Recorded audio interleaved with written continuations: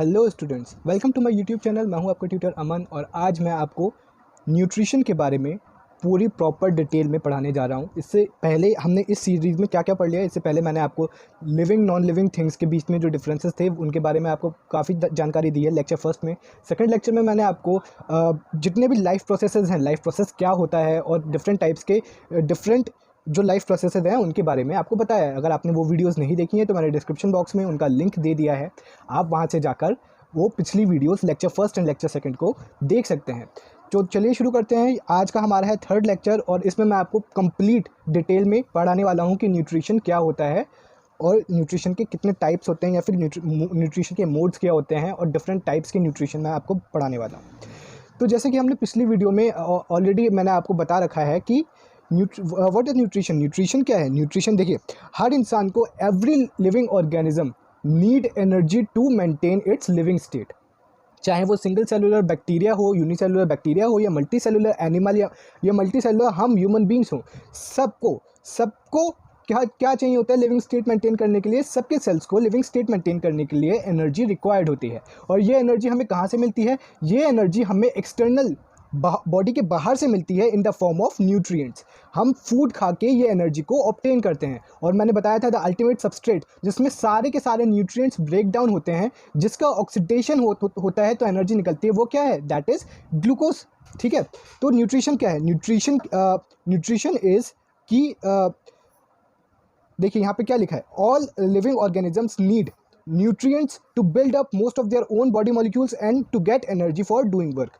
सारे के सारे ऑर्गेनिजम्स को न्यूट्रिएंट्स चाहिए होते हैं। न्यूट्रिएंट्स क्या होते हैं?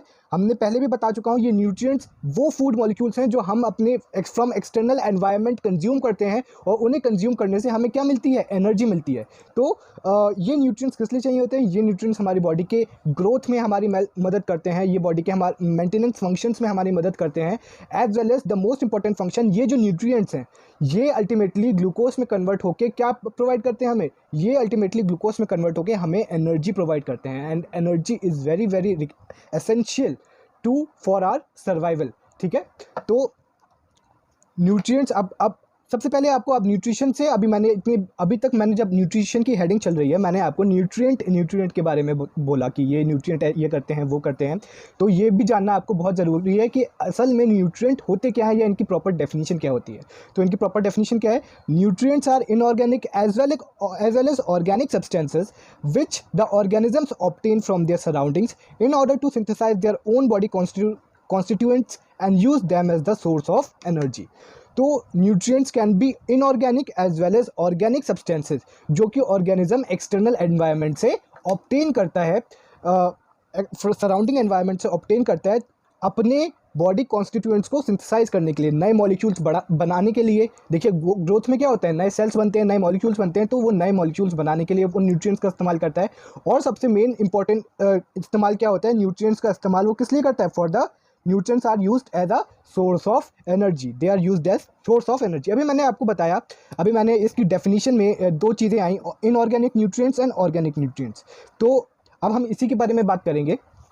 तो बेसिकली जो न्यूट्रिएंट्स होते हैं ना, मतलब फूड पार्टिकल्स या वो चीज़ें जिनसे हमें एनर्जी मिलती है और बिल्डिंग मॉलिक्यूल्स मिलते हैं, वो न्यूट्रिएंट्स दो तरीके के होते हैं, inorganic nutrients and organic nutrients. ठीक है, अब ये इनऑर्गेनिक न्यूट्रिएंट्स कौन से होते हैं? इनऑर्गेनिक न्यूट्रिएंट्स वो न्यूट्रिएंट्स होते हैं जो कि हम अपने सराउंडिंग एटमॉस्फेयर से ऑब्टेन करते हैं। ठीक है, सराउंडिंग एटमॉस्फेयर से ऑब्टेन करते हैं। एग्जाम्पल क्या हो गया? एग्जाम्पल हो गया जैसे वाटर, कार्बन डाइऑक्साइड हमारे सराउंडिंग एटमॉस्फेयर में जो एयर है उसमें प्रेजेंट होती है ना। वाटर कहाँ प्रेजेंट होता है? वाटर भी हमारे सराउंडिंग्स में प्रेजेंट होता है। और मिनरल्स क्या होते हैं? मिनरल्स उन एलिमेंट्स को कहते हैं, या मिनरल न्यूट्रिएंट्स उन न्यूट्रिएंट्स या उन एलिमेंट्स को कहते हैं जो कि हम सॉइल से ऑब्टेन करते हैं। ठीक है, तो जो भी न्यूट्रिएंट्स सॉइल से ऑब्टेन्ड होते हैं उन्हें क्या कहते हैं हम लोग? Mineral nutrients. ठीक है, और ये कार्बन डाइऑक्साइड हमें किससे ऑब्टेन होता है? एयर से ऑब्टेन होता है। और वाटर हमारे सराउंडिंग में प्रेजेंट होता है। तो ऐसे न्यूट्रिएंट्स जो हमें सराउंडिंग एटमॉस्फेयर से ऑब्टेन्ड होते हैं उन्हें क्या कहते हैं? Inorganic nutrients. अब बात कर लेते हैं ऑर्गेनिक न्यूट्रिएंट्स की। ठीक है, these are obtained from animals और प्लांट्स। मतलब ऑर्गेनिक न्यूट्रिएंट्स वो न्यूट्रिएंट्स होते हैं या वो फूड पार्टिकल होते हैं जो कि खुद प्लांट्स या फिर एनिमल्स या फिर मैं कह सकता हूँ कि लिविंग ऑर्गेनिज्म से ऑब्टेन्ड होते हैं। ठीक है, एग्जाम्पल हो गया, एग्जाम्पल क्या क्या होते हैं? Carbohydrates, proteins, fats, these all are complex carbohydrates. जो complex carbon compound, sorry complex carbohydrate कहा मैंने, they all are complex carbon compounds. ये सारे ही कार्बोहाइड्रेट्स हो गए या प्रोटीन्स हो गए या फैट्स हो गए, ये सारे कॉम्प्लेक्स कार्बन कंपाउंड्स होते हैं and they are obtain from organic sources या living organisms such as plants and animals. देखिए अब प्लांट से हमें क्या क्या चीज़ें ऑर्गेनिक न्यूट्रिएंट्स हमें मिलते हैं, दे आर जैसे कि वीट, सीरियल्स, वेजिटेबल्स। ये जो ऑर्गेनिक न्यूट्रिएंट्स हैं ये हमें किससे मिलते हैं, प्लांट से। एनिमल से हमें कौन कौन से ऑर्गेनिक न्यूट्रिएंट्स मिलते हैं, दे आर एनिमल्स से हमें मिलते हैं मिल्क, मीट, एग एक्सेट्रा। तो एनिमल से हमें ये, इसके एग्जाम्पल्स में मतलब एनिमल से हमें ये सारे ऑर्गेनिक न्यूट्रिएंट्स मिलते हैं। Now let us talk about modes of nutrition. तो मैंने अपने पिछले लेक्चर में भी आप लोगों को बताया था कि न्यूट्रिशन क्या होता है। Nutrition is the complete process of obtaining and utilising the nutrients. ये न्यूट्रिएंट्स को ऑब्टेन करना एज वेल एज उसको यूटिलाइज करने के पूरे प्रोसेस को क्या कहते हैं, न्यूट्रिशन कहते हैं। ठीक है, तो जो जिस तरीके से हम न्यूट्रिएंट्स को ऑब्टेन करते हैं that is called as modes of nutrition.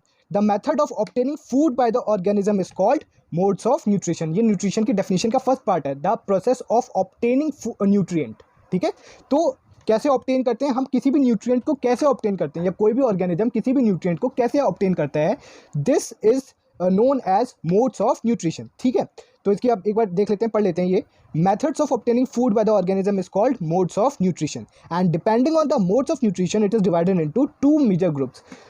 और कोई भी ऑर्गेनिज्म होता है या कोई भी टाइप का ऑर्गेनिज्म होता है वो मेनली दो मेथड्स होते हैं किसी भी न्यूट्रिशन को या किसी भी न्यूट्रिएंट को ऑब्टेन करने के लिए। उस मेथड से वो किसी भी न्यूट्रिएंट को ऑब्टेन करता है। पहला मेथड कौन सा है, पहला method is autotrophic nutrition.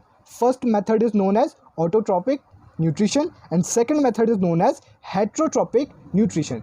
So these are two major modes of nutrition, two major ways by which organisms obtain nutrients for obtaining energy. ठीक है, अब ये मैंने एक टेबल बनाई है, ये आपको ध्यान रखनी है कि मोड्स ऑफ न्यूट्रिशन बेसिकली दो टाइप के होते हैं, ऑटोट्रॉफिक न्यूट्रिशन और हेट्रोट्रॉफिक न्यूट्रिशन। ठीक है, और ऑटोट्रॉफिक न्यूट्रिशन फर्दर दो टाइप का होता है, photo autotrophs and chemo autotrophs, या photo autotrophic nutrition and chemo autotrophic nutrition. ऐसे ही हेट्रोट्रॉफिक न्यूट्रिशन फर्दर दो टाइप्स का होता है, saprophytic nutrition and parasitic nutrition. तो ये टेबल जो मैंने आपको बनाई है ये बहुत ज़्यादा काम में आने वाली है। मैं आपको जो जितने भी मोड्स ऑफ न्यूट्रिशन मैंने बताया, चाहे ऑटोट्रॉफिक हो, हेट्रोट्रॉफिक हो, उनकी सब हेडिंग, सैप्रोफिटिक, पैरासिटिक, इन सब के बारे में डिटेल में आपको थोड़ा सब कुछ बताने जा रहा हूँ। वन बाय वन हम इसके बारे में डिस्कस करेंगे। सबसे पहले आ जाते हैं ऑटोट्रॉफिक न्यूट्रिशन पे। ठीक है, तो ऑटोट्रॉफिक न्यूट्रिशन आपने पहले भी शायद क्लास 9th में पढ़ा होगा या अपने छोटे क्लासेस में पढ़ा होगा। व्हाट इज ऑटोट्रॉफिक न्यूट्रिशन, क्या है? It is a kind of nutrition in which the organisms prepare or synthesise their own organic food utilising only the inorganic raw materials present in the surroundings. ठीक है, autotrophic nutrition क्या होता है? Auto मतलब self, और ठीक है, autotrophic का मतलब होता है सेल्फ मेकिंग। ठीक है, ये जो ऑर्गेनिजम्स होते हैं जो ऑटोट्रॉफिक न्यूट्रिशन को फॉलो करते हैं, ये अपना खाना, ये अपना ऑर्गेनिक सब्सटेंस खुद से बनाते हैं। ठीक है, देखिए सारे ऑर्गेनिजम्स को, जितने भी ऑर्गेनिजम्स हैं, मैंने आपको बताया था that carbohydrate, that glucose is the ultimate substrate for oxidation and releasing of energy. मतलब है चाहे वो प्लांट्स हो, चाहे वो एनिमल्स हो, चाहे वो यूनिसेलुलर बैक्टीरिया हो, सबको क्या चाहिए होता है? सबको चाहिए होता है ग्लूकोज, क्या निकालने के लिए? एनर्जी प्रोड्यूस करने के लिए। ठीक है, पर कुछ ऑर्गेनिजम्स ऐसे होते हैं जो अपना ग्लूकोज खुद बनाते हैं। ठीक है, और कुछ ऑर्गेनिजम्स ऐसे होते हैं जो ग्लूकोज को किसी दूसरे ऑर्गेनिज्म से ऑब्टेन करते हैं। ठीक है, तो वो ऑर्गेनिजम्स जो अपना ग्लूकोज खुद बनाते हैं, they are known as autotroph, मतलब and the mode they follow is known as autotrophic nutrition. ठीक है, ये ऑर्गेनिजम्स क्या करते हैं? ये ऑर्गेनिजम्स अपने सराउंडिंग एटमॉस्फेयर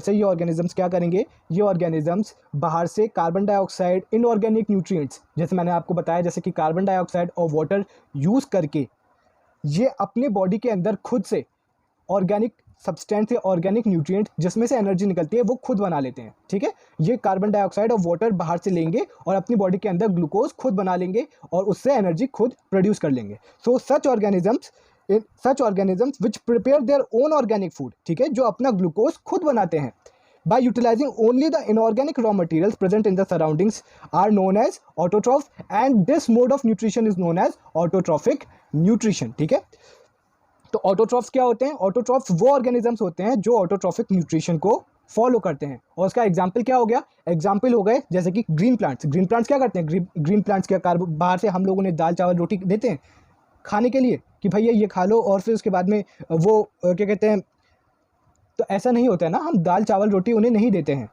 प्लांट्स क्या करते हैं? प्लांट्स को हम क्या देते हैं? पानी देते हैं और खुली एयर देते हैं, और वो अपना फूड खुद बना लेते हैं। तो plants, this means that green plants follow autotrophic mode of nutrition. ठीक है, अब ऑटोट्रॉफिक मोड ऑफ न्यूट्रिशन के भी दो टाइप्स हैं, photo autotrophs and chemo autotrophs. देखिए, जो ग्रीन प्लांट्स होते हैं, आपने सुना होगा प्रोसेस ऑफ फोटोसिंथेसिस। ये जो ग्रीन प्लांट्स होते हैं वो कार्बन डाइऑक्साइड और वाटर को यूज़ करते हैं, पर किसकी प्रेजेंस में यूज़ करते हैं? कि वो सनलाइट की प्रेजेंस में यूज़ करते हैं ग्लूकोज बनाने के लिए। ठीक है, तो ऐसे ऑटोट्रॉफ्स वो जो लाइट एनर्जी का यूज़ करते हैं अपना फूड सिंथेसाइज करने के लिए, वो क्या कहलाते हैं?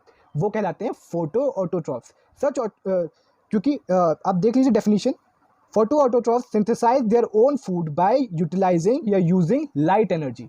बल्कि और इसका एग्जाम्पल क्या हो गया? इसका एग्जाम्पल हो गया जैसे कि green plants.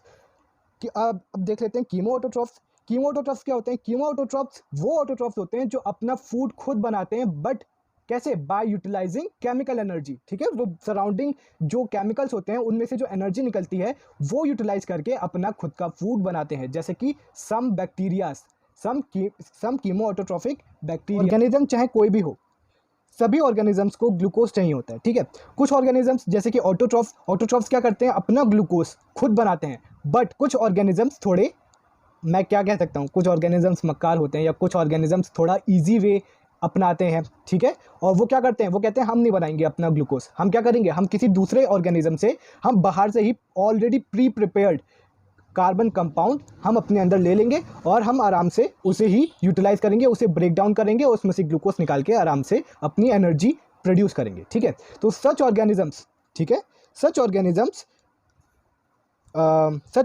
which derive energy from the intake and digestion of organic molecules prepared by the autotrophs and other organic sources are known as heterotrophs। ऐसे organisms जो कि already prepared, जो ऑटोट्रॉफ्स ने मेहनत करके जो carbon compounds, complex carbon compounds और अपना ऑर्गेनिक मॉलिक्यूल्स बनाए थे, वो ही ऑलरेडी प्रिपेयर्ड कार्बन कंपाउंड्स को इंजेस्ट करके खा के उसे क्या करते हैं? डाइजेस्ट कर लेते हैं। डाइजेशन का मतलब क्या हो गया? ब्रेक डाउन, क्योंकि वो तो कॉम्प्लेक्स कार्बन सब्सटेंसेस होते हैं ना, तो उसे ब्रेक डाउन करके वो simpler carbon substances such as glucose में कन्वर्ट कर देते हैं, और उसमें से आराम से एनर्जी निकाल लेते हैं। तो ऐसे ऑर्गेनिज्म को हम क्या कहते हैं? हेट्रोट्रॉफ्स कहते हैं। और जो इस टाइप के न्यूट्रिशन को क्या कहते हैं? हेट्रोट्रॉफिक न्यूट्रिशन कहते हैं। ठीक है, एक बार फिर से पढ़ लेते हैं। Heterotrophic nutrition is a kind of nutrition in which the organism derive energy from the intake and digestion of organic molecules prepared by autotrophs and other organic sources. तो जो हेट्रोट्रॉफ्स होते हैं वो या तो फिर ऑटोट्रॉफ से अपना क्या कहते हैं न्यूट्रिशन डिराइव करते हैं, और या फिर किसी दूसरे हेट्रोट्रॉफिक एनिमल से ही अपना न्यूट्रिशन डिराइव कर सकते हैं। ठीक है, तो अदर ऑर्गेनिक सब्सटेंसेस का मतलब है, या मान लीजिए जैसे हम लोग जब वेजिटेबल्स खाते हैं, ठीक है, तब हम लोग जो अपना न्यूट्रिशन है हम वो ऑटोट्रॉफ से डिराइव कर रहे होते हैं। पर जब हम लोग मीट खा रहे होते हैं, ठीक है, when we are consuming non veg, मतलब एनिमल सोर्सेस जब हम कंज्यूम करते हैं, तब हम अपना जो न्यूट्रिशन है या न्यूट्रिएंट्स हैं वो किससे डिराइव कर रहे होते हैं? अदर ऑर्गेनिक सोर्सेज से। ठीक है, तो दोनों तरीके से जो ऑटोट्रॉफ से डिपेंडेंट हैं या जो अदर हेट्रोट्रॉफ से डिपेंडेंट हैं, दोनों तरीके के मोड ऑफ न्यूट्रिशन को क्या कहते हैं हम लोग? Heterotrophic nutrition. और दोनों तरीके के लोगों को हम लोग हेट्रोट्रॉफ्स कहते हैं। ठीक है, तो हेट्रोट्रॉफ्स क्या होते हैं? हेट्रोट्रॉफ्स होते हैं organisms which follow heterotrophic nutrition. इसका एग्जाम्पल क्या हो गया? Animals, humans, etcetera. ठीक है, अब हेट्रोट्रॉफिक न्यूट्रिशन के भी दो टाइप्स होते हैं। There is two types of heterotrophic nutrition. इसके दो क्लासिफिकेशन है, that is first is saprophytic nutrition and second is parasitic nutrition. मैंने आपको पहले बता दिया है सैप्रोफिटिक एंड पैरासिटिक। अब मैं सैप्रोफिटिक के बारे में आपको थोड़ी इन्फॉर्मेशन दूंगा। सैप्रोफिटिक न्यूट्रिशन में जो ऑर्गेनिज्म होता है ना, दैट फीड्स या it derives it's nutrients from dead and decaying organic matter. इसमें जो ऑर्गेनिज्म होता है वो अपने न्यूट्रिएंट्स कहाँ से डिराइव करता है, dead and decaying organic matter से। मान लीजिए जो वल्चर्स हैं, ठीक है, वल्चर्स हैं या फंगी है या बैक्टीरिया है, वो कहाँ ग्रो करते हैं, मान लीजिए ये जो ऑर्गेनिजम्स मर जाते हैं उन पे ग्रो करने लगता है, ठीक है। या फिर जैसे मान लीजिए जब हमारी जो ब्रेड का स्लाइस है वो ख़राब होने लगता है, तब उस पर क्या ग्रो करने लगती है, फंगी ग्रो करने लगती है। तो such organisms which derive their nutrition from dead and decaying organic matter, they are known as saprotrophs, and this mode of nutrition is known as saprophytic nutrition. Example इसका क्या हो गया, fungi and bacteria and vultures also, vultures are also saprophytes, ठीक है। अब हम second type पे आते हैं। Second type is parasitic nutrition, ठीक है। Parasitic nutrition is the type of nutrition in which the living organisms derive it's nutrition from other living organisms, ठीक है। और उस अदर लिविंग ऑर्गेनिज्म को हम क्या कहते हैं, होस्ट कहते हैं। और जो न्यूट्रिशन डिराइव कर रहा होता है, जो ऑर्गेनिज्म न्यूट्रिशन को डिराइव कर रहा होता है, उसे हम क्या कहते हैं, उसे हम पैरासाइट कहते हैं, ठीक है। ये पैरासाइट होस्ट को कोई भी बेनिफिट नहीं प्रोवाइड करता है, उल्टा ये पैरासाइट होस्ट को हार्म प्रोवाइड करता है। तो ये तरीके के this type of nutrition is quite dangerous, ठीक है। एक बार इसकी डेफिनेशन देख लेते हैं। Parasitic nutrition is the type of nutrition in which the organisms और पैरासाइट, ठीक है, जो ऑर्गेनिज्म इस मोड ऑफ न्यूट्रिशन को फॉलो करता है उसे क्या कहते हैं हम लोग, उसे हम पैरासाइट कहते हैं, ठीक है। और ये डिराइव देयर न्यूट्रिएंट्स और food from other living organisms called host. और जिस ऑर्गेनिज्म से ये अपना न्यूट्रिशन डिराइव करता है उसे हम क्या कहते हैं, होस्ट। इसके एग्जांपल्स क्या होगा, इसके एग्जांपल्स हैं सेवरल फंगी, बैक्टीरिया, और कुछ प्लांट्स भी पैरासिटिक मोड ऑफ न्यूट्रिशन को फॉलो करते हैं, जैसे कि कस्कुटा, इसे हम अमरबेल भी कहते हैं। And some animals like plasmodium is a parasite and it causes a disease in human beings known as malaria, ठीक है। तो मलेरिया का तो नाम आपने बहुत सुना होगा। तो अभी मैं कह रहा था कि ये पैरासाइट्स डेंजरस होते हैं, तो आपने देख लिया प्लाज्मोडियम एक पैरासाइट है जो कि हम ह्यूमन होस्ट से, ह्यूमन क्या हो गया उसके लिए, होस्ट हो गया, उससे न्यूट्रिशन डिराइव करता है और क्या कॉज कर देता है, बदले में हमें नुकसान पहुंचाता है और हमें मलेरिया कॉज कर देता है। और हमारे इंटेस्टाइन में एक पैरासाइट रहता है जैसे उसका नाम है एस्केरिस, और उसकी वो क्या ह्यूमंस में कॉज कर देता है, एस्कैरियासिस कॉज कर देता है, ठीक है। ये मैंने एक टेबल बनाई है जिसमें मैंने differences between autotrophic nutrition and heterotrophic nutrition के बारे में लिखा है। ये टेबल आपके बोर्ड्स में बहुत बार पूछी जा सकती है, तो ये एक बार टेबल को देख लें। ऑटोट्रॉफिक न्यूट्रिशन क्या होता है, ऑटोट्रॉफिक न्यूट्रिशन में autotroph manufacture their own food from inorganic substances, जबकि हेटेरोट्रॉफिक न्यूट्रिशन में जो हेटेरोट्रॉफ्स होते हैं they obtain already prepared organic substances from outside, ठीक है। अब ऑटोट्रॉफिक न्यूट्रिशन में क्या होता है, ऑटोट्रॉफ जो होते हैं they possess photosynthetic pigment, but heterotroph में ऐसा कुछ नहीं होता। ऑटोट्रॉफिक न्यूट्रिशन में क्या होता है, जो ऑटोट्रॉफ होते हैं they convert light energy into chemical energy, जबकि हेटेरोट्रॉफिक न्यूट्रिशन में ऐसा कुछ नहीं होता। ऑटोट्रॉफिक न्यूट्रिशन का एग्जांपल है या ऑटोट्रॉफ्स का एग्जांपल है green plants and cyanobacteria. Heterotrophs का एग्जांपल है animals, humans, parasites and fungi, ठीक है। तो अब अगले लेक्चर में मैं आपको फोटोसिंथेसिस के बारे में बताने जा रहा हूँ। फोटोसिंथेसिस आपको खुद पता है कि बहुत ज़्यादा इंपॉर्टेंट लेक्चर होने वाला है अगला, तो स्टे ट्यून्ड। और अच्छे से मैं बहुत अच्छी तरीके से समझाने की कोशिश करूँगा आपको अपने अगले लेक्चर में फोटोसिंथेसिस। अगर आपको वीडियो अच्छी लगी हो तो वीडियो को लाइक करें, मेरे चैनल को प्लीज़ सब्सक्राइब करें, और अगर कोई भी आपको डाउट हो या तो कमेंट सेक्शन में ज़रूर पूछें। Thank you.